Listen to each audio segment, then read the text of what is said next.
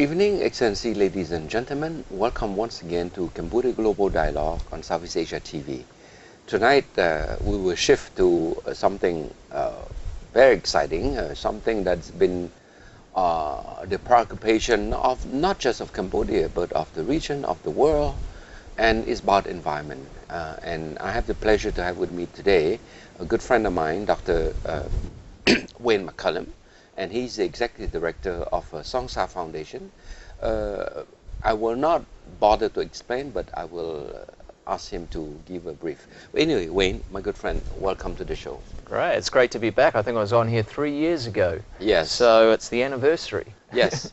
Well, it's interesting because 3 years ago you were with the Song Sa Resort, right, which is a high-end resort.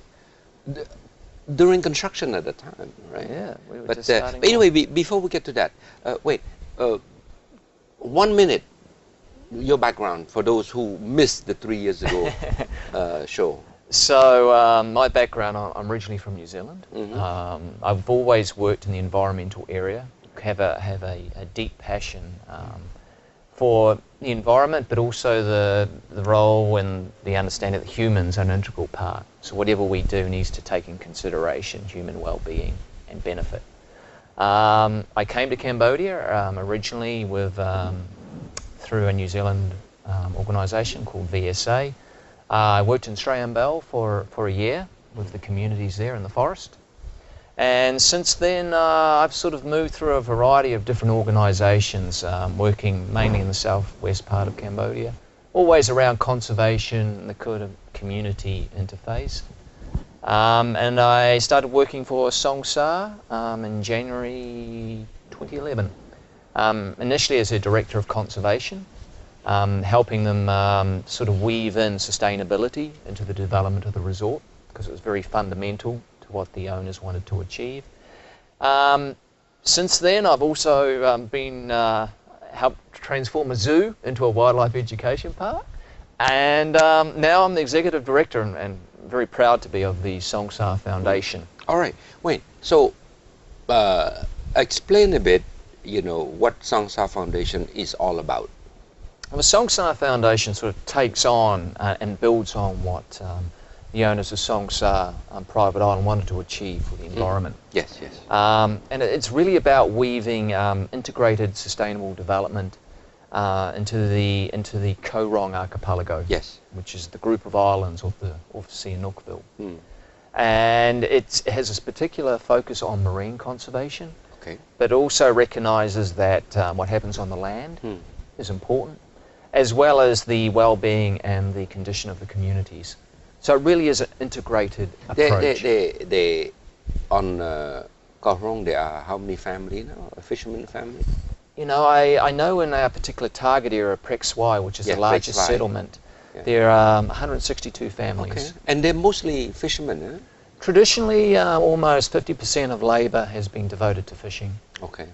And then, what would be the activity that you are targeting in terms of conservation, marine fishery? Well, particular, I think a really key development is what the Cambodian government and the Fisheries Administration is working on the creation of Cambodia's very first sort of marine national park. Ah, okay. And it's called a Marine Fisheries Management Area.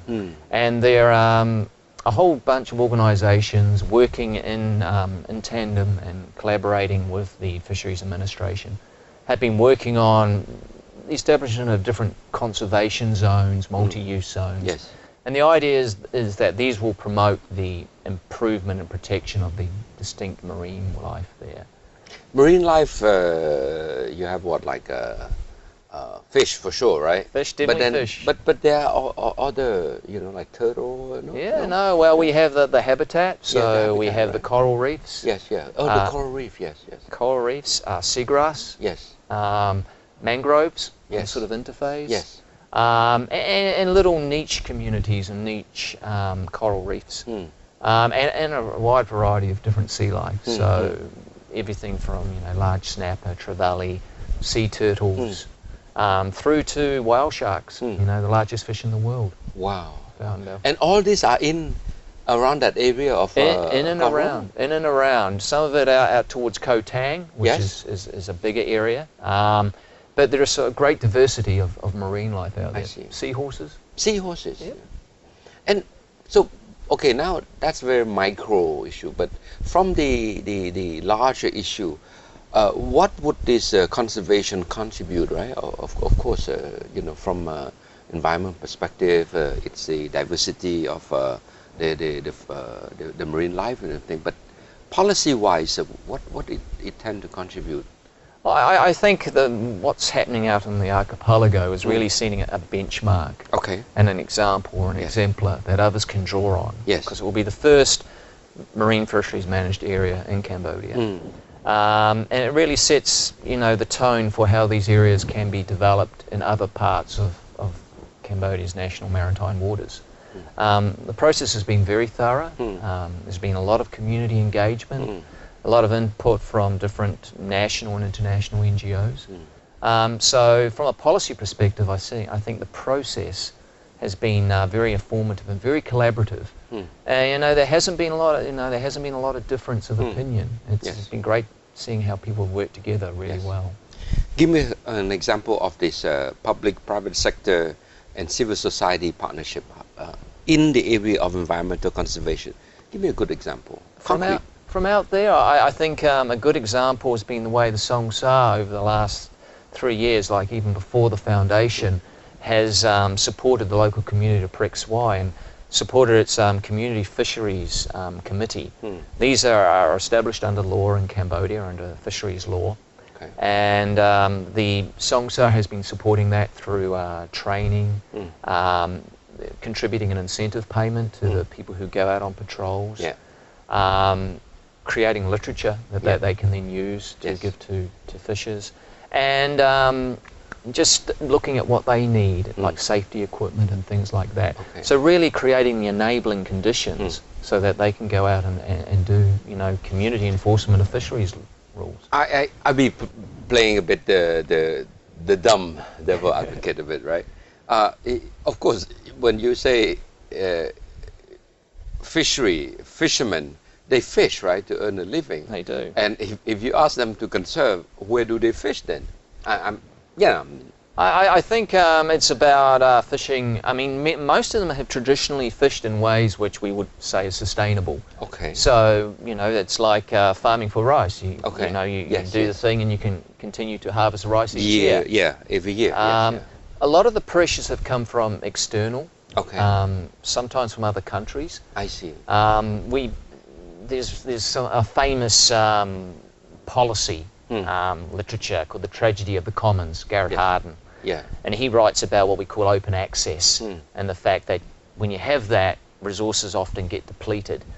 In many ways, we're creating a more common property situation. Okay. So again, from a policy perspective, transforming the situation out there. A lot of the fishers are very happy when you work with them because they're getting the pressure from outside, and you're helping to support them to maintain you know, a sustainable yield of their harvest. Yes.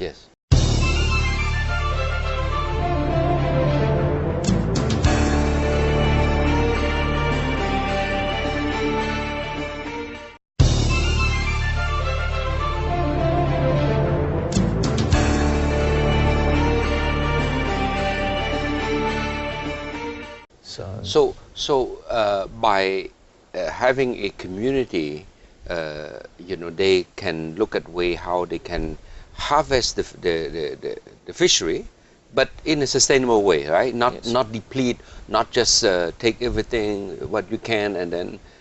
So is that what you mean? Yes, that's so. And there are techniques for that, right? Oh yes, I mean there's obviously policy instruments, and the creator of the community fishery is a very good example of that. Transforming the property right. Yes. Okay. And then, but in terms of enforcement, do they play a role? Very much so. Yes. In what way? Well, when they do the patrols, they're actually they're out there as the policemen. They're enforcing the fisheries rules, and I think it's very important that it's local people doing that. Because it's their local resource. It's a local resource, and also they understand they have a relationship to those other people, Okay. which if it was outsiders, they wouldn't have that. So there's a degree of understanding and degree of empathy. Okay. Sometimes, you know, the boats are a little bit bigger and maybe they have less empathy, but that's where, you know, the Fisheries Administration have the power and the capacity. Okay. Okay. Okay. So there are clear partnership with the fishery authority to help them monitor and manage aggression, right? From outside, I must say. Yeah, and a lot of the, again, looking at collaboration, a lot of the support from, say, other NGOs. Yes. Has come in sort of empowering the fishery and the cantonment office. Yes. With training, equipment. A good example, and viewers may be interested to know, but Sunday is June the 8th is actually World Oceans Day. Ah, okay.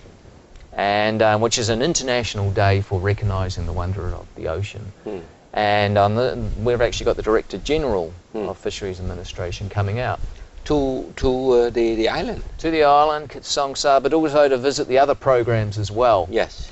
And we're holding a range of events, things like beach cleanups, things like that. Okay. But one of the events is a ceremony to actually gift a boat to one of the community fisheries committees, so they can go out and do more patrols than they have been able to do. So that's the work of the foundation, right? That's part of it. That's part of it. That's part of it. Okay. What other work that the foundation is involved in the area of conservation? The community work is also an integral part. So conservation and community work need to sort of integrate together. Give me some example of community work. Solid waste management. Okay. Because in the island there is no systemic way to tackle solid waste, and you help introduce a system. Is that what it is? Yeah, I mean it's a big. Marine waste is a global problem. Marine waste. Yeah. What do you mean by marine waste? There's quite a famous movie called Plastiki about a chap who took a boat of all this waste that he had found in the ocean. Yes. So we have large garbage patches in the Pacific, which are made up of plastics which have come from all around the Pacific area. And then they just cluster. They cluster, often in microforms. Yes. Is that right? Very small. And it's a big problem because it finds its way into PCBs and things, find their way into the food chain. People eat the fish, they become sick, and you know over time they have ill health. I see. So it is definitely a challenge in the archipelago. So one of the first things that Songsa did, way before the foundation, was set up a solid waste management system working with the community.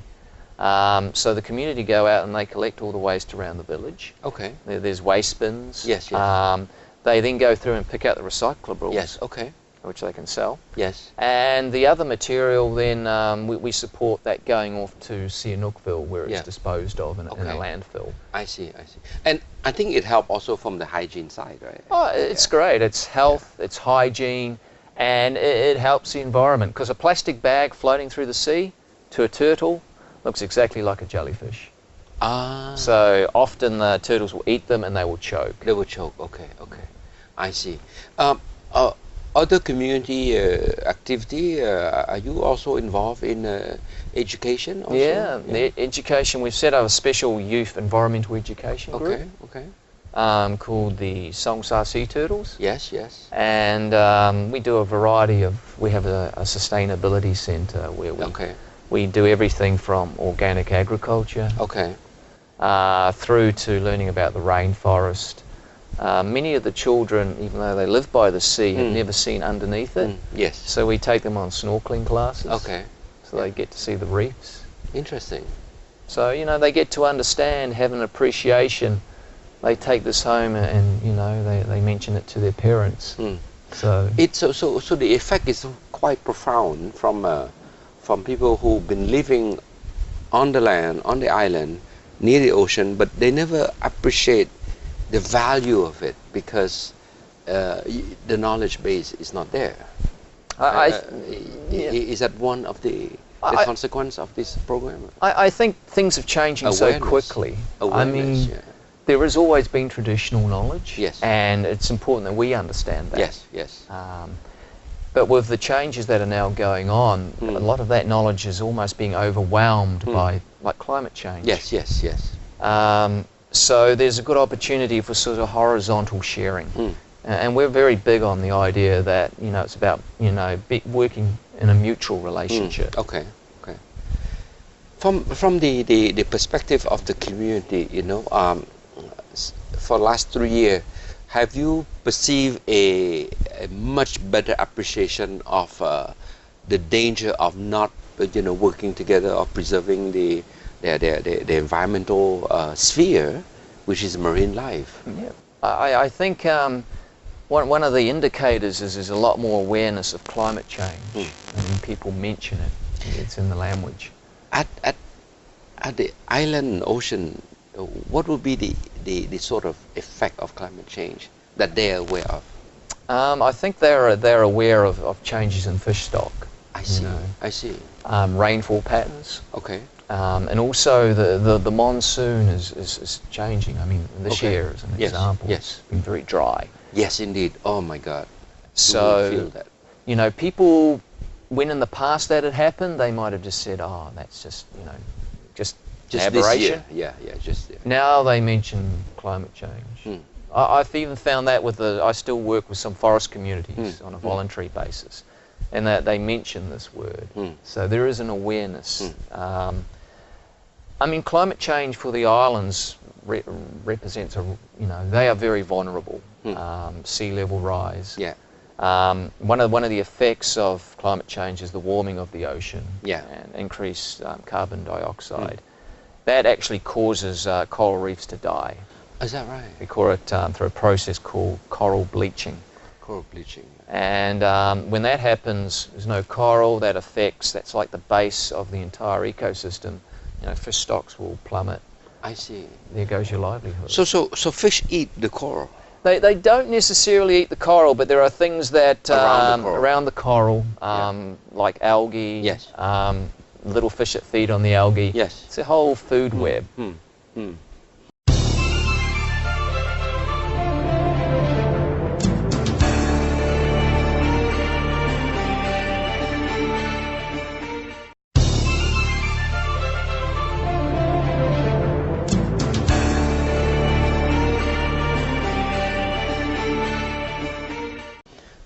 So you must be proud to be part of this Sangsa Foundation there.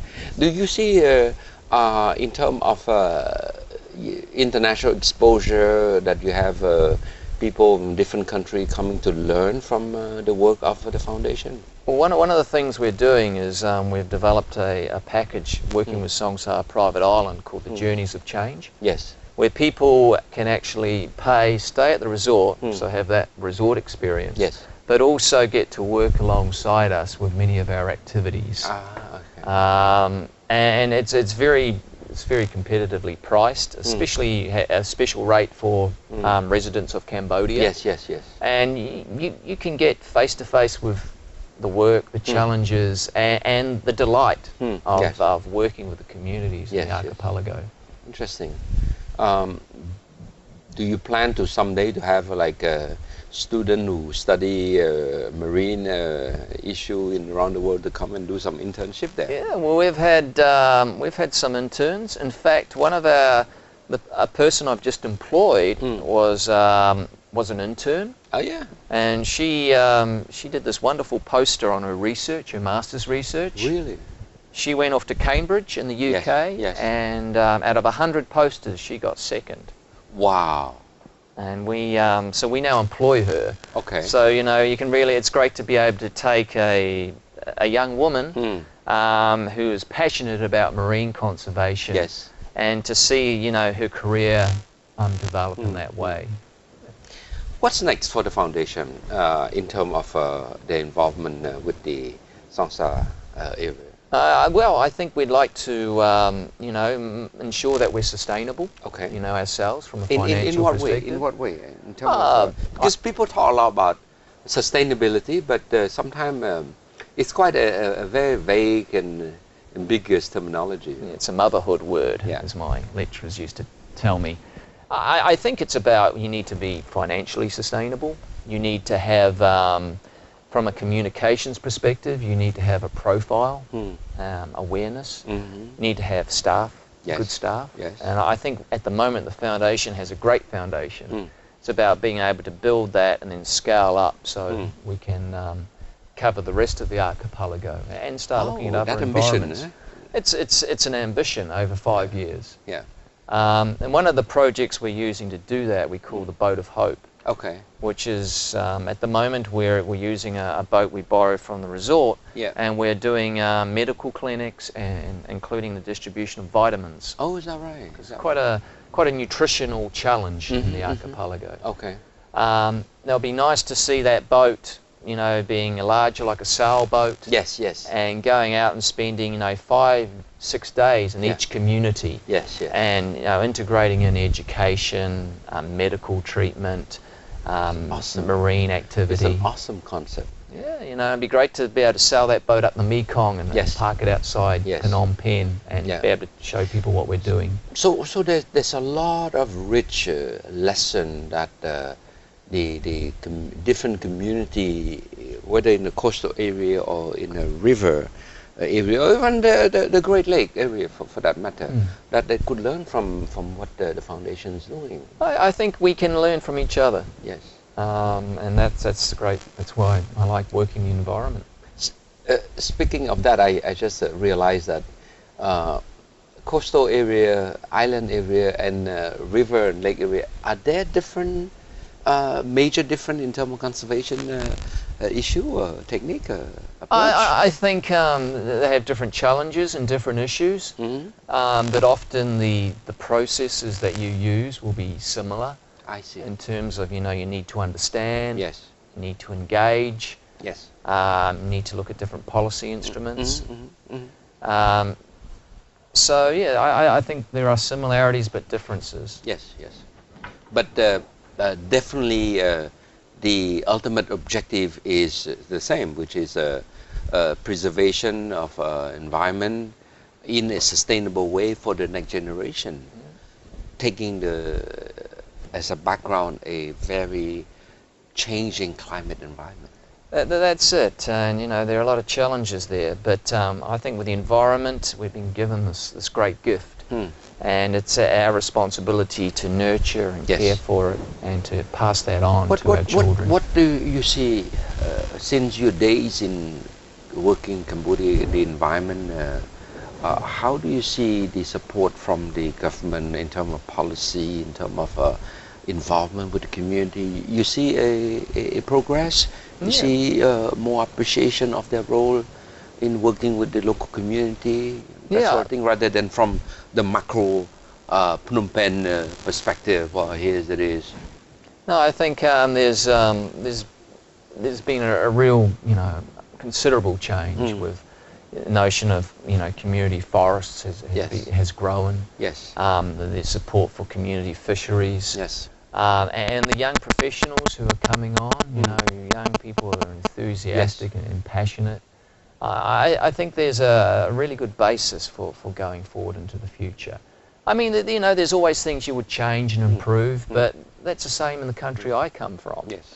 I think maybe having a national environmental strategy that integrates with the economic and the other strategies would be a good framework for Cambodia to provide direction. Otherwise you sort of weave like the Mekong, which is fine, but you might not get necessarily to where we need to be.